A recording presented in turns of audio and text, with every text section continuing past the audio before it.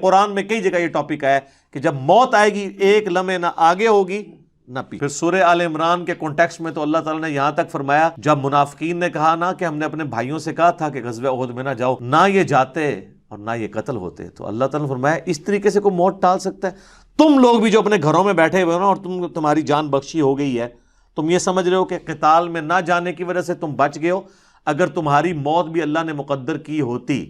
تو تم خود بخود اپنی مقتل گاہوں کی طرف کھینچے چلے آتے۔ اور اس کو سپورٹیو حدیث ہے صحیح مسلم کی، نبی علیہ السلام نے غزوہ بدر سے ایک دن پہلے زمین پہ لکیریں کھینچی تھی، کل یہاں پہ ابو جہل کی لاش پڑی ہوگی، کل یہاں پہ عتبہ کی لاش پڑی ہوئی ہوگی، اور صحابہ کرام کہتے ہیں اللہ کی قسم اگلے دن ہم نے ان کی لاشیں ایگزیکٹ انہی جگہوں پہ دیکھی، یعنی اللہ تعالیٰ نے اپنے نبی کو وحی کے ذریعے بتا دیا تھا کل یہاں پہ لاش۔ اللہ تعالیٰ فرما رہا ہے کہ تم اپنے آپ کو مضبوط قلعوں میں بھی بند کر لو نا، تب بھی موت تمہیں آ کر رہنی ہے، موت کو کوئی ٹال نہیں۔ موت تو اللہ تعالیٰ نے بھیجنی ہے، اللہ کے پاس تو کروڑوں آپشنز ہیں، ایگزٹس تو ہر شخص کا اس دنیا سے لکھا، خواہ ایئر کریش میں ہو، چاہے ہارٹ فیلئر سے ہو، خواہ کسی شیر کے پیٹ میں جا کے ہو، خواہ کڈنی فیلئر سے ہو، خواہ کسی روڈ ایکسیڈنٹ میں ہو، ہر بندے نے دنیا سے جانا اور وہ طے ہے، اس سے آگے پیچھے نہیں ہو۔ البتہ جو قاتل کو ہم سزا دیتے ہیں اس لیے کہ قاتل جو ہوتا ہے اس کو اللہ تعالیٰ نے یہ کام کرنے سے منع کیا، وہ اس کی وجہ سے اسے سزا دی جاتی کیونکہ اس نے مارا اپنی ول سے ہے نافرمان، اس کی تو موت آنی، اور اللہ تعالیٰ کو تو اپنے علم سے یہ بھی پتا ہے کہ کس نے کیا، لیکن اللہ نے کسی کو پابند نہیں اپنے علم کا کیا کہ تو نے یہ کرنا ہے، بلکہ اللہ نے مستقبل کو فورس ہی خود ہی کیا ہوا ہے۔ جس طرح ایک استاد جب کسی نالائق شاگرد کو پیپروں سے ایک ہفتہ پہلے کہتا ہے کہ پتر تو فیل ہو جانا ہے، اور وہ فیل ہو بھی جائے، تو اس استاد کو آگے نہیں گلا کر سکتا ہے تسی کیا سی تا میں فیل ہوا، میں نے بڑی محنت۔ اللہ تعالیٰ کو تو ڈیوائن علم بڑا کامل ہے، وہ مستقبل کے بارے میں۔ اب رہا یہ معاملہ کہ اللہ نے ہمیں اس آزمائش میں ڈالا کیوں ہے، تو وہ اللہ نے اس کو بین لا یسأل عما یفعل،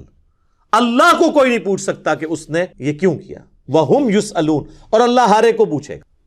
یہ بھی جو عفنان بھائی بتا رہے تھے ان کے دوست سحری کر کے سوئے ہیں اٹھے ہی نہیں ہے، 27-28 سال عمر ہے، تو وہ اللہ تعالیٰ نے ہر شخص کو جو ٹائم دیا ہے وہ، لہٰذا جس طرح اللہ کو ایک ماننا ضروری ہے نا، اور اس میں کوئی شک نہیں ہے ایک ایمان والے شخص کے لیے، اس طرح بالکل اس طرح یہ ماننا ضروری ہے کہ جو رات باہر ہے قبر کی وہ اندر نہیں ہے، اور جو اندر ہے وہ باہر نہیں ہے۔ اور یہ سورۃ النام میں جو اللہ تعالیٰ نے فرمایا نا کہ ہم انہیں دنیا میں دوبارہ بھیج دیں یہی کام کریں گے، تو یہ کرنا شروع ہو جاتے ہیں نا۔ میرے اپنے آفس کے کولیگ ایک دفعہ کراچی سے فلائٹ لے کے تو وہ آ رہے تھے اسلام آباد، تو راستے میں کافی زیادہ موسم خراب ہو گیا، اور آپ کو پتہ ہے جب موسم خراب ہوتا ہے تو جہاز تو پھر ایک کٹی پتنگ کی طرح ہے نا، تیز ہوا کے اندر اس کو آپ لینڈ نہیں کروا سکتے، اور اڑے گا بھی تو کتنی دیر اڑے گا، ایسی جگہ لے کے جانا پڑے گا جہاں پہ موسم ٹھیک ہو، اور ادھر پہنچنے سے پہلے اگر فیول ختم ہو گیا پھر تو جا کے وہ جنت یا جہنم میں ہی لینڈ کرے گا، دنیا میں نہیں لینڈ کر سکتا۔ تو وہ کہتے ہیں کہ جی بس جو لینڈنگ سے تھوڑی دیر پہلے ہی موسم خراب ہو گیا تو وہ پھر جہاز دوبارہ اتنی زور سے کانپتا ہے وہ جہاز کہ لگتا ہے کہ وہ یہ ابھی ٹوٹ جائے گا، ٹکڑے ٹکڑے ہو جائے گا، اور لگتا ہے کہ جناب ابھی جان گئی۔ تو وہ جناب کہتے ہیں کہ جی یعنی اس طرح لوگ کلمے پڑھ رہے تھے اور جناب چیخو پکار استغفر اللہ، جیسے کہ ابھی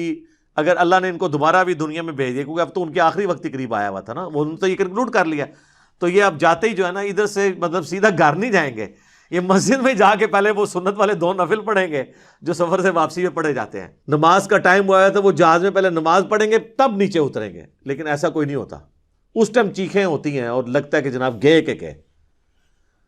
تو وہ کہتے ہیں خیر وہ سٹیبل ہوا، وہ سیالکوٹ لے گئے اس جہاز کو، تو وہ جب اتارا تو جناب اب لوگ چیخو پکار کر رہے ہیں جی ہمیں جہاز سے باہر نکالیں، لیکن جہاز کا تو اصول ہے، وہ کہتے ہیں نہیں جی جدھر کی سواری ہے وہیں اتاریں گے، تھوڑی دیر ریسٹ کریں گے، جب موسم ٹھیک ہو تو دوبارہ اڑیں گے۔ اب جو موت سامنے دیکھ کے ایک مرتبہ تھا لینڈ کیا ہو، وہ کہتا ہے جی جناب تو وہ بتا رہے تھے کہ جہاز میں جناب انہوں نے منتیں کی، اب لاہور کی سواریاں تھیں جو وہ بھی کہہ رہی ہیں کہ جی آپ ہمیں یہاں پہ ہی اتار دیں، تو وہ لیکن ان کا ایک اصول ہوتا ہے، وہ انہوں نے یہ چیک کیا کہ بھی جو سیالکوٹ کے یا قریبی علاقوں ان کو تو اجازت دے دی، لیکن دور والوں کو نہیں جناب آپ کو چھوڑ کے آئیں، وہ کہتے ہیں جناب مہربانی کرو سانو چھوڑ کے نہ ہو۔ تو اس طرح موت کا یعنی روب طاری ہوا ہوتا ہے۔ تو یہ یعنی بات کرنا آسان ہے، جب موت سامنے آتی ہے نا، بڑے بڑے لوگ، میں خود اسلام آباد میں تو ادھر میں ایک دفعہ ایک ٹیکسی میں نے لی، تو وہ ٹیکسی والے سے میری ڈسکشن شروع ہوئی، تو وہ کہنے لگا جی مجھے تو اللہ تعالیٰ نے نئی زندگی دی ہے، کہتا ہے جی میں ادھر ہی کھڑا ہوا تھا تو پیچھے سے ایک بڑا ٹریلا آ کے چڑھ گیا۔ یہ ٹریلے آپ کو پتہ ہے کس سپیڈ پہ چل رہے ہوتے ہیں، یہ بڑے بڑے جو وہ ڈیمپرز، جن کو ڈیمپر کہتے ہیں، اور کہتا ہے جی میں تو گھر والے بھی آ کے بس سارے رشتہ دار کے کر کے مل کے جا رہے تھے. شفا انٹرنیشنل میں وہ کئی ہفتے تک وینٹیلیٹر کے اوپر رہا. وینٹیلیٹر پہ اس طرح کے جو لوگ ہیں بہت کم ہی ہوتا ہے کہ واپس آئیں. پھر آہستہ آہستہ ریکوری ہو گئی. یعنی وہ تو موت کے منہ سے بلکہ نئی زندگی لے کے واپس آیا. تو میں نے اس سے پہلا سوال یہ کیا کہ اب تم مطلب زندگی کیسے گزار رہے ہو, نماز پڑھتے ہو, مسلمان ہو؟ کہتے جی ٹائم لگ جاتے پڑھ لیتی ہے. تو میں نے کہا صدق اللہ العظیم, اللہ نے سچ فرمایا. اگر ہم انہیں دنیا میں دوبارہ بھی بھیج دینا پھر یہ وہی کام کریں گے جو یہ کرتے رہے. تو اتنا قریب سے بھی موت کو دیکھ کر لوگ جو ہے نا وہ پھر بھی یہ باز نہیں آتے اپنی حرکتوں سے.